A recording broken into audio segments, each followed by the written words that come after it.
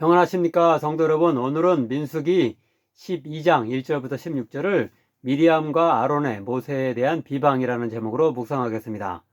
출애굽기 3장을 보면 호렙산 곧 시내산에서 하나님의 사자가 불이 붙은 떨기나무 가운데서 모세를 불러서 그로 하여금 이스라엘 백성을 출애굽시키고 가나안 땅으로 이끌 지도자로 삼으셨습니다. 그런데 민수기의 광야 여정 중에 여러 차례 그의 리더십에 대한 도전이 있었는데요. 곧 14장에서는 정탐꾼 10명이 가나안 정복에 대해 부정적으로 이야기를 하자 백성들이 다른 한 지휘관을 세워서 애굽으로 돌아가려고 했으며 모세와 그의 편에 선 자들을 돌로 치려고 했고요. 16장에서는 레위 지파 중 고라와 그리고 루벤 지파의 다단과 아비람 등이 다른 지휘관 250명과 함께 모세에 대항하는 이야기가 나옵니다. 오늘 본문에서는 모세의 가족, 곧 그의 누나인 미리암과 형인 아론이 모세에게 도전하는 장면이 나옵니다. 미가서 6장 4절을 보면 출애굽을 이끈 주역으로 모세뿐만 아니라 그와 나란히 아론과 미리암도 언급됩니다. 내가 너를 애굽 땅에서 인도내어 종 노릇하는 집에서 속량하였고 모세와 아론과 미리암을 내 앞에 보냈느니라. 출애굽기 2장과 4장을 보면 일찍이 미리암은 갈대 상자에 담겨져 나일강에 아기 모세가 띄어져 애굽의 공주에게 떠내려 갔을 때 그 과정을 모두 지켜보고 그녀에게 가서 자신의 어머니이자 아기 모세의 어머니인 여인을 유모로 추천하여서 모세를 살리고 공주의 가정에서 잘 자랄 수 있도록 해준 모세에게는 너무나 고마울 수밖에 없는 큰 은혜를 베풀어준 누나였습니다. 또한 아론은 말주변이 없던 동생 모세의 대변인 역할을 하며 애굽 왕에게 나아가서 잘 이렇게 말을 해서 출애굽을 성공하게 만드는 큰 공헌을 한 든든한 형님이었습니다. 이후에도 그들은 모세의 최측근으로서 출애굽과 가나안 인도 전 과정을 함께 이끈 중요한 지도자였던 것으로 여겨집니다. 이런 가정적 배경과 그들 나름의 중요한 역할 때문이었는지는 몰라도 그들은 동생 모세가 구스, 아마도 오늘날의 이디오피아를 지칭하는 것 같은데요. 이런 구스 여자를 아내로 맞이한 일을 못마땅하게 여겨서 모세를 서슴없이 비방했습니다. 본문에 자세히 나오지는 않지만 아마도 개인적으로만 비방한 것이 아니라 다소간 공개적으로 비방하여 모세의 권위를 떨어뜨렸던 것으로 보입니다. 그들의 비방이 타당한 것인지 아닌지는 본문에 설명되어 있지 않습니다. 출애굽기 2장, 4장, 그리고 18장을 보면 모세에게는 미디안 제사장 루엘의 딸인 십보라를 아내를 맞이했던 일이 이미 있었고요. 그녀에게서 두 아들을 낳았었습니다. 본문의 또 다른 아내인 구스 여자를 맞이할 때는 본처인 십보라는 어떻게 되었는지 설명되어 있지 않습니다. 본처인 십보라 역시 이방 미디안 이스라엘 사람이 아니고 미디안 사람이었기 때문에 이 두 번째 아내가 이방 구스 사람이라는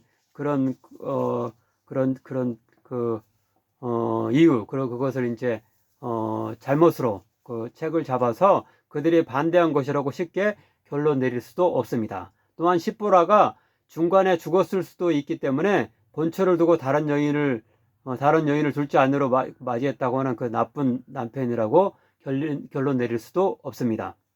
따라서 하나님께서 세상에서 가장 온유한 사람이라고 칭찬하시는 모세에게 어떤 잘못이 있었다기보다는 그 누나인 미리암과 형인 아론이 무작정 이 일을 빌미로 백성들을 선동하여서 모세를 깎아내리고 자신들의 유신을 높이려 했다고 생각할 수 있습니다. 그들의 모세에 대한 시기심은 2절에 잘 나타나고 있는데요. 그들이 이르되 여호와께서 모세와만 말씀하셨느냐 우리와도 말씀하지 아니하셨느냐 하매, 실제로 아론과 그의 자손은 대대로 대제사장 직분을 맡는 특권을 누렸고요. 미리암 역시 출애굽기 15장 16절을 보면 선지자라고 지칭되고 있습니다. 즉 그들 역시 하나님과 가까이 하며 하나님의 말씀을 받들어 그분의 일을 하는 높은 권위를 지니고 있었던 것입니다. 하지만 하나님께서는 이스라엘을 이끄는 최고의 지도자는 모세 한 명뿐임을 밝히시면서 그들만이 아니라 다른 어떤 자도 모세의 권위에 도전할 수 없음을 분명히 밝히고 계십니다. 즉 6절부터 8절에서 하나님은 아론과 미리암에게 이렇게 말씀하십니다. 너희 중에 선지자가 있으면 나 여호와가 환상으로 나를 그에게 알리기도 하고 꿈으로 그와 말하기도 하거니와 내 종 모세와는 그렇지 아니하니 그는 내 온 집에 충성함이라. 그와는 내가 대면하여 명백히 말하고 은밀한 말로 하지 아니하며 그는 또 여호와의 형상을 보거늘 너희가 어찌하여 내 종 모세 비방하기를 두려워하지 아니하느냐. 모세만이 하나님과 독대하는 유일한 사람, 즉 가장 큰 신적 권위를 지닌 지도자라는 말입니다. 그들에 대한 이런 질책 후에 하나님은 그들 중 주동자였던 것으로 여겨지는 미리암에게 나병에 걸리는 벌을 내리시는데요. 이때 아론이 정신을 차렸는지 동생 모세를 다시 내 주여라고 이렇게 극존칭을 하면서 내 주여라고 칭하면서 존중하는 가운데 하나님께 대신 치유를 빌어달라고 부탁합니다. 모세의 기도 후에 미리암의 나병은 나았지만 그녀는 최소한의 벌로 진영 밖에서 7일 동안 격리되는 조치를 당하게 됩니다.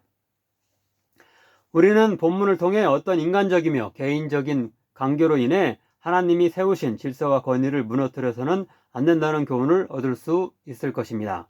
미리암과 아론이 누나와 형이라는 이유로 그리고 자신들 역시 중요한 역할을 하고 높은 직분을 가지고 있다는 자만한 가운데 모세의 유일무이한 직분과 권위에 도전하는 잘못을 범했으며 그 주동자였던 미리암은 벌로 나병에 걸리기도 했고 진영에서 쫓겨나는 창피를 당하기도 했습니다. 아무쪼록 우리들은 하나님이 주신 직분과 권위를 잘 분별하여서 더 높은 자리에 있는 자에게 청종하며 나 자신의 자리에 걸맞게 행동하고 내 직분을 충실히 감당하는데 이렇게 집중할 수 있는 자들 될 수 있기를 간절히 바랍니다. 기도하겠습니다. 사랑의 하나님, 하나님이 주신 질서와 권위에 대해 생각해 볼 수 있게 하시니 감사드립니다. 나 자신을 앞세우기보다는 타인을 더 앞세우는 겸손하고 온유한 자세를 잃지 않게 하소서. 인간적 판단과 시선이 아니라 하나님의 명령과 시각에서 질서 있고 조화로운 공동체를 이루며 하나님이 주신 사명과 목표를 합심하여 잘 이루어낼 수 있는 자들 되게 하소서. 예수님의 이름으로 기도하옵나이다. 아멘.